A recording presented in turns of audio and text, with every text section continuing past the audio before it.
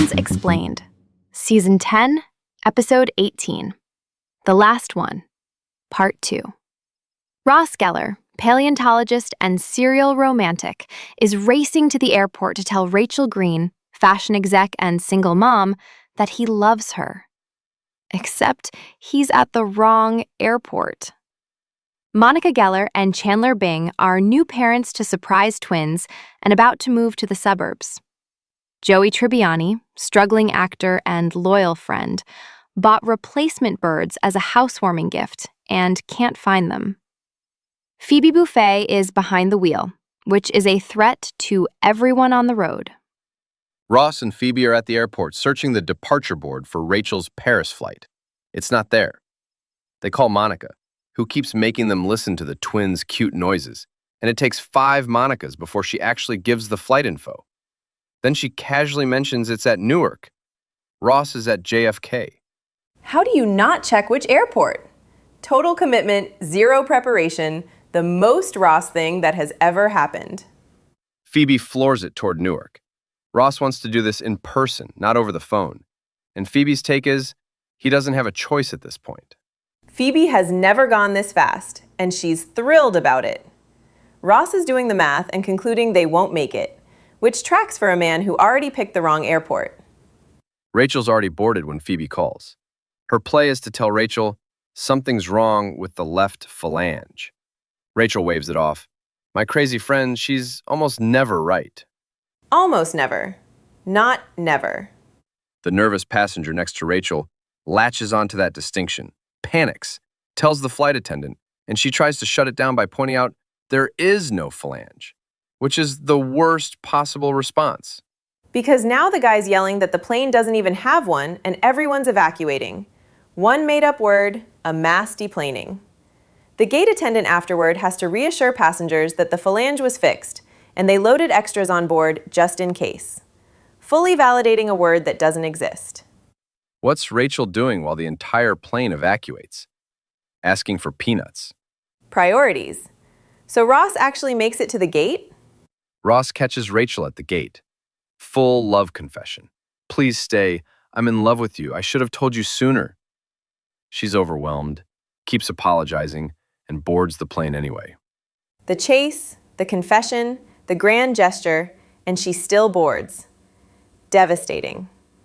Ross goes home crushed, checks his answering machine, and there's a voicemail from Rachel.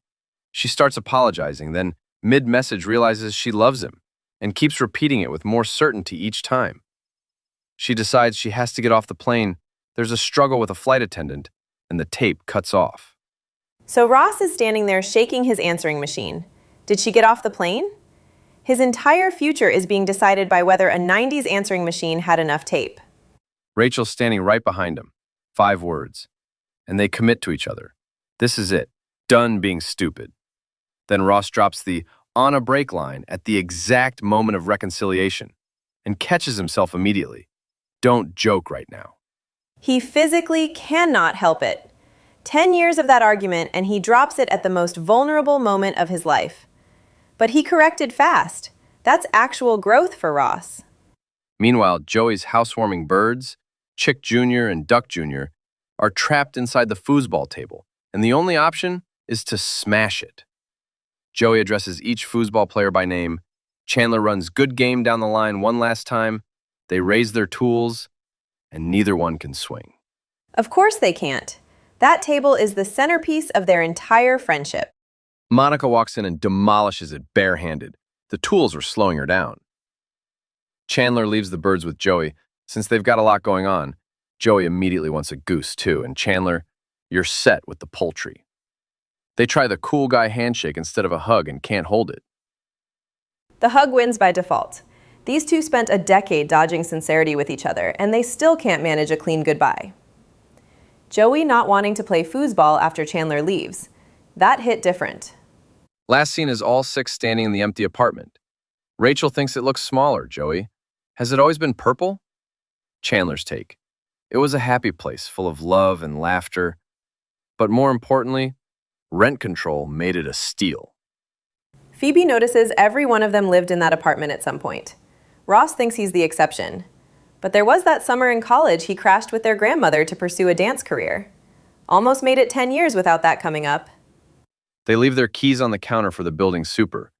All 6 have copies except Joey, who lost his and puts down a red lollipop instead. Rachel floats the idea of one last coffee, and Chandler, one word.